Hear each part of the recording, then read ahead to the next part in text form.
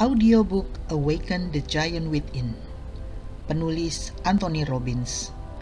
Penerbit Phoenix Publishing.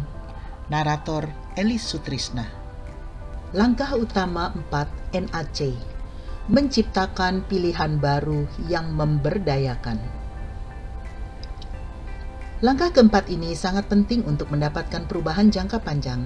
Sebenarnya, kegagalan sebagian besar orang dalam menemukan cara lain untuk keluar dari kepedihan dan merasakan kesenangan adalah alasan utama mengapa usaha sebagian besar orang untuk berubah hanya bersifat sementara.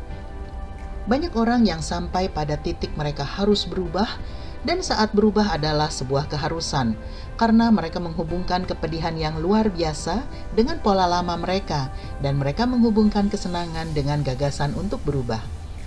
Mereka bahkan mengganggu pola mereka.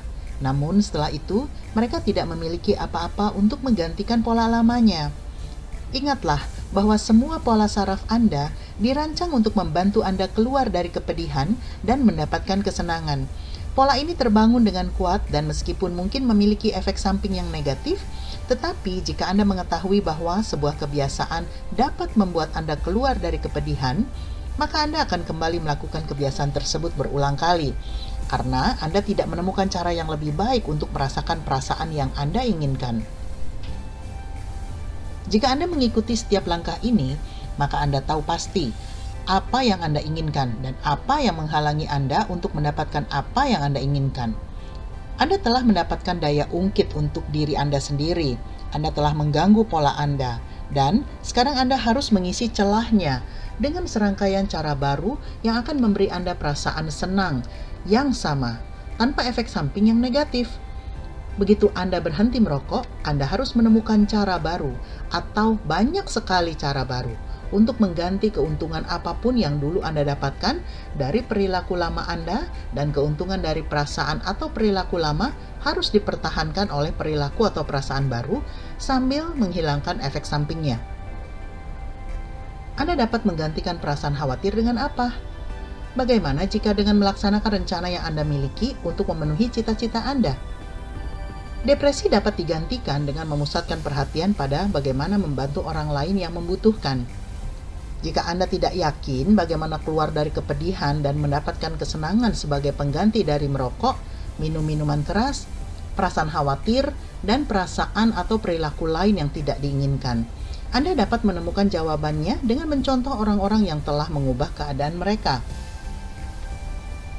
Carilah orang-orang yang telah berubah untuk selamanya. Saya jamin Anda akan menemukan bahwa mereka memiliki cara lain untuk mengganti perilaku lama mereka. Contoh yang bagus dari hal ini adalah teman saya yang bernama Fran Tekerton. Saat Fran dan saya pertama kali mulai mengadakan acara televisi personal power saya, dia memiliki sebuah kebiasaan yang mengejutkan saya. Dia ketagihan mengunyah tembakau. Saat saya sedang rapat dengan Fran, mendadak dia memalingkan wajah dan meludah. Ini tidak sesuai dengan bayangan saya terhadap pria yang kuat dan elegan ini. Namun dia telah melakukan kebiasaan ini selama lebih dari 20 tahun. Seperti yang kemudian dikatakan Fran kepada saya, mengunyah tembakau adalah salah satu kesenangan terbesar dalam hidupnya. Mengunyah tembakau sudah seperti sahabat. Saat dia berada di jalan dan merasa sendirian, dia mengunyah tembakau, dan dia tidak akan merasa sendirian lagi. Sebenarnya, dia mengatakan kepada sekelompok teman pada suatu ketika, kalau dia harus memilih antara berhubungan badan dan mengunyah tembakau, maka dia akan memilih mengunyah tembakau. Apakah itu sesuai dengan hubungan saraf yang keliru? Dia telah menghubungkan jalur untuk keluar dari kepedihan dan mendapatkan kesenangan melalui jalan mengunyah tembakau. Setelah bertahun-tahun digunakan dan diperkuat secara terus-menerus, dia telah menciptakan jalur urat saraf utama dari tembakau menuju kesenangan, sehingga ini adalah rute perubahan kesukaannya. Apa yang mendorongnya untuk mengubah perilakunya? Akhirnya dia mendapatkan daya ungkit yang cukup kuat untuk dirinya sendiri. Pada suatu hari, dengan sedikit bantuan dari seorang teman, dia mulai menyadari kalau mengunyah tembakau sangat tidak sesuai dengan kualitas dirinya saat ini. Kebiasaan tersebut menunjukkan kalau dia kurang bisa mengendalikan hidupnya, dan karena mengendalikan hidupnya adalah salah satu nilai yang paling dijunjung tinggi oleh Friend, maka dia tidak dapat melanggar standar tersebut. Terlalu menyakitkan untuk berada di posisi tersebut. Dia mulai mengarahkan pikirannya ke kemungkinan terkena penyakit kanker mulut. Dia membayangkannya dengan sangat jelas sampai tak lama kemudian dia terlepas dari gagasan menggunakan tembakau. Rasa tembakau mulai membuatnya jijik. Bayangan ini membantunya mendapatkan daya ungkit untuk dirinya sendiri dan mengganggu pola yang sebelumnya, yaitu saat dia menghubungkan menggunakan tembakau dengan kesenangan. Hal paling penting berikutnya adalah Friend menemukan cara baru untuk bersenang-senang yang bahkan lebih efektif dibandingkan tembakau. Dia lebih menenggelamkan dirinya ke dalam bisnis dibandingkan sebelumnya dan mulai mendapatkan hasil yang membuat perusahaannya, Knowledgeware, menjadi salah satu perusahaan perangkat lunak komputer paling berhasil di Wall Street. Yang jauh lebih kuat lagi adalah karena sekarang dia membutuhkan teman baru, maka dia memutuskan untuk menarik teman sungguhan dan menemukan wanita impiannya, serta belajar untuk mendapatkan emosi dan perasaan dari hubungannya dengan wanita tersebut yang tidak pernah didapatkannya dari sumber lain. Seringkali jika kita bersedia menghilangkan pola lama kita, maka otak kita akan secara otomatis mencari pola pengganti untuk memberi kita perasaan yang kita inginkan. Karena itulah orang yang akhirnya menghilangkan kebiasaan merokok, terkadang berat badannya naik karena otak mereka mencari cara baru untuk menciptakan perasaan senang yang sama. Dan sekarang mereka makan banyak sekali makanan untuk mendapatkan kesenangan tersebut. Sehingga kuncinya adalah kita harus secara sadar memilih perilaku atau perasaan baru yang akan menggantikan perilaku atau perasaan lama kita. Penelitian mengenai perubahan. Penelitian statistik dilakukan oleh peneliti Nancy Mann untuk menilai tingkatan rehabilitasi para pecandu obat-obatan yang sudah sembuh. Dan penggunaan perilaku pengganti tampaknya berperan sangat besar, bahkan dalam perubahan yang rumit ini. Kelompok pertama dalam penelitian tersebut dipaksa untuk menghentikan kecanduan mereka dengan menggunakan tekanan dari luar yang seringkali digunakan oleh sistem hukum. Seperti yang kita bicarakan di bagian tentang daya ungkit, tekanan dari luar jarang memiliki dampak yang bertahan lama. Tentu saja, para pria dan wanita ini kembali ke kebiasaan lama mereka begitu tekanan tersebut dihilangkan, yaitu begitu mereka dibebaskan dari penjara. Kelompok kedua benar-benar ingin berhenti dan mencoba untuk melakukannya sendiri. Daya ungkit mereka biasanya berasal dari dalam diri mereka sendiri. Akibatnya, perubahan perilaku mereka bertahan jauh lebih lama, seringkali 2 tahun setelah kali pertama komitmen.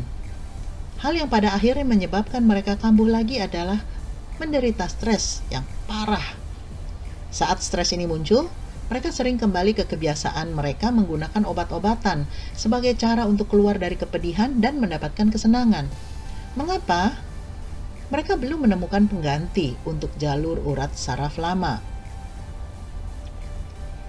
Kelompok ketiga mengganti kecanduan mereka dengan pilihan baru, sesuatu yang memberi mereka perasaan yang mereka cari sejak awal, atau mungkin sesuatu yang membuat mereka merasa lebih baik.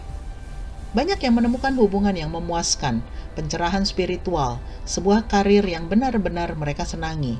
Akibatnya, banyak yang tidak pernah kembali ke kebiasaan lamanya menggunakan obat-obatan, dan mayoritas bertahan rata-rata lebih dari 8 tahun sebelum kembali ke kebiasaan lama mereka. Orang-orang yang berhasil menghilangkan kebiasaan mereka menggunakan obat-obatan mengikuti 4 langkah pertama NAC, dan karena itulah mereka sangat berhasil.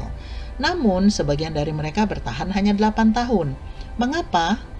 Karena mereka tidak menggunakan langkah kelima dan paling penting dari NAC. Langkah utama 5 NAC. Mengondisikan pola baru sampai tidak berubah. Pengondisian adalah cara untuk memastikan perubahan yang Anda ciptakan tidak berubah dan bertahan hingga jangka panjang. Cara paling sederhana untuk mengondisikan sesuatu adalah dengan melatihnya berulang kali sampai tercipta jalur saraf. Jika Anda menemukan cara lain yang memberdayakan, bayangkan melakukannya sampai Anda melihat cara tersebut dapat menghilangkan kepedihan Anda dan membuat Anda senang dengan cepat.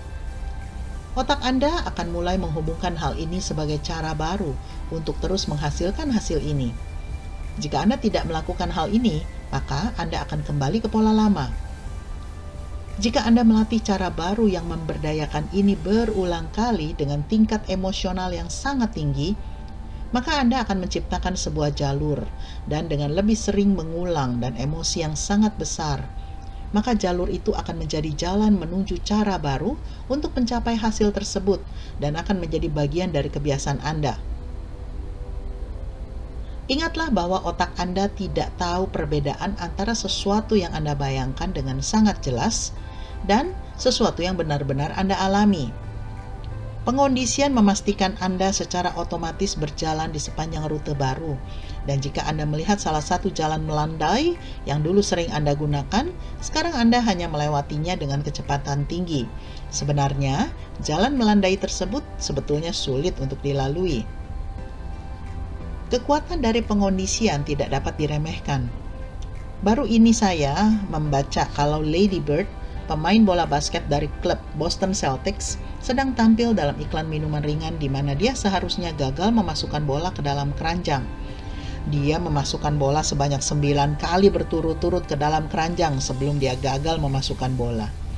Itu adalah contoh betapa kuatnya dia mengondisikan dirinya selama bertahun-tahun. Saat bola berada di tangannya, dia secara otomatis menjalankan sebuah pola yang bertujuan untuk memasukkan bola ke dalam keranjang. Saya yakin, jika Anda meneliti bagian otak Larry Bird yang berhubungan dengan gerakan tersebut, maka Anda akan menemukan jalur urat saraf yang sangat besar. Sadarilah bahwa Anda dan saya dapat mengondisikan perilaku apapun di dalam diri kita sendiri jika kita cukup sering mengulanginya dan menggunakan tingkat emosional yang cukup tinggi. Langkah selanjutnya adalah membuat jadwal untuk memperkuat perilaku baru Anda. Kapan Anda dapat menghadiahi diri Anda sendiri karena telah berhasil? Jangan menunggu sampai Anda berhenti merokok selama 1 tahun. Saat Anda berhasil berhenti sama 1 hari, beri diri Anda hadiah. Jangan menunggu sampai Anda turun 40 kilo. Bahkan jangan menunggu sampai Anda turun setengah kilo. Begitu Anda dapat menjauhkan piring yang masih berisi makanan, tepuklah punggung Anda. Buatlah serangkaian tujuan jangka pendek atau tanda keberhasilan. Dan begitu Anda mencapai salah satu tujuan tersebut, segeralah menghadiahi diri Anda sendiri. Jika Anda selama ini depresi dan khawatir, maka setiap kali Anda bertindak, bukannya khawatir atau setiap kali Anda tersenyum saat seseorang bertanya bagaimana keadaan Anda, dan Anda berkata sangat baik, berilah diri Anda hadiah, karena telah mulai melakukan perubahan yang penting untuk memastikan keberhasilan jangka panjang Anda. Dengan cara ini, sistem sel saraf Anda belajar untuk menghubungkan kesenangan yang luar biasa dengan berubah. Orang-orang yang ingin menurunkan berat badan tidak selalu mendapatkan hasil yang cepat. Biasanya turun beberapa kilo tidak secara ajaib mengubah Anda menjadi seperti Elle Macpherson atau Mel Gibson. Jadi, penting untuk memberi Anda hadiah begitu Anda mengambil tindakan tertentu atau mengalami kemajuan emosional yang positif. Serta memilih berlari mengelilingi blok daripada berlari menuju McDonald's terdekat. Jika Anda tidak melakukannya, maka Anda mungkin mendapati diri Anda berkata, "Oke, beratku sudah turun setengah kilo sejauh ini, tetapi aku masih gemuk. Ini membutuhkan waktu yang sangat lama, jalanku masih sangat jauh." Kemudian Anda mungkin menggunakan penilaian jangka pendek ini sebagai alasan untuk makan berlebihan. Memahami kekuatan penguatan akan mempercepat proses pengondisian pola baru. Baru-baru ini saya senang membaca sebuah buku sangat bagus yang saya sarankan kepada mereka yang benar-benar ingin mempelajari pengondisian secara mendalam. Buku tersebut berjudul Don't Shoot the Dog, karya Karen Pryor.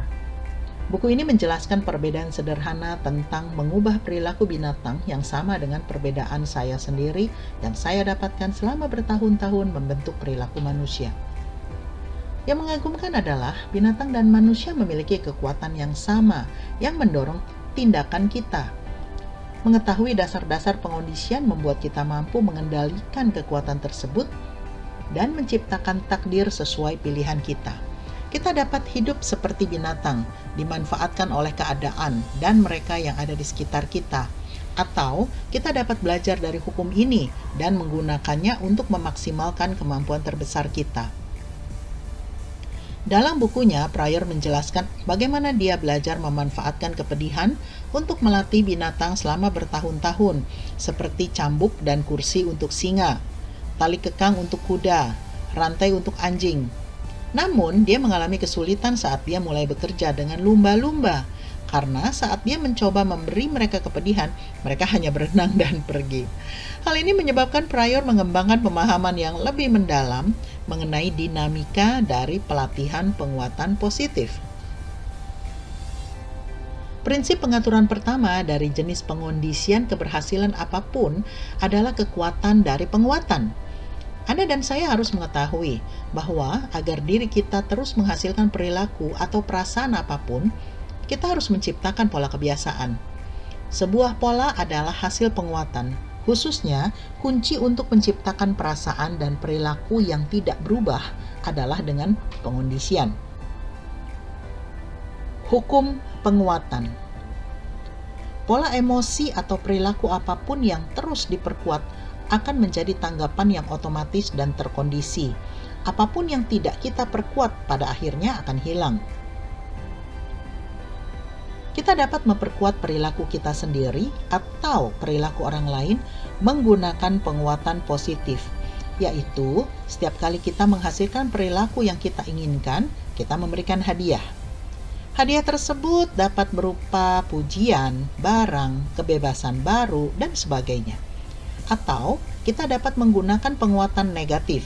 Bentuknya mungkin dapat berupa mengerutkan dahi, suara keras, atau bahkan hukuman fisik.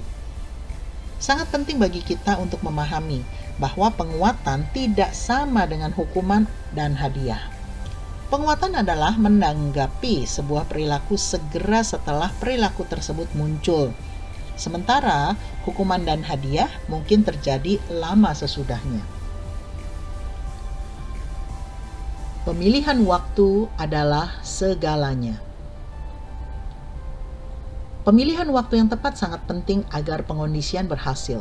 Jika pelatih berteriak, "Bagus sekali!" saat tim bola basket melakukan pick and roll, maka dampaknya akan jauh lebih besar jika dia menunggu sampai mereka berdiskusi nanti di ruang ganti. Mengapa? Karena kita selalu ingin menghubungkan penguatan dengan pola yang sedang terjadi. Salah satu masalah dalam sistem peradilan kita adalah saat orang-orang melakukan tindakan kejahatan, mereka terkadang tidak dihukum sampai bertahun-tahun kemudian. Mereka mungkin tahu alasan hukuman mereka, tetapi pola perilaku yang menyebabkan masalah ini sejak awal masih ada. Perilaku tersebut belum diganggu dan kepedihan juga belum dihubungkan dengan perilaku tersebut.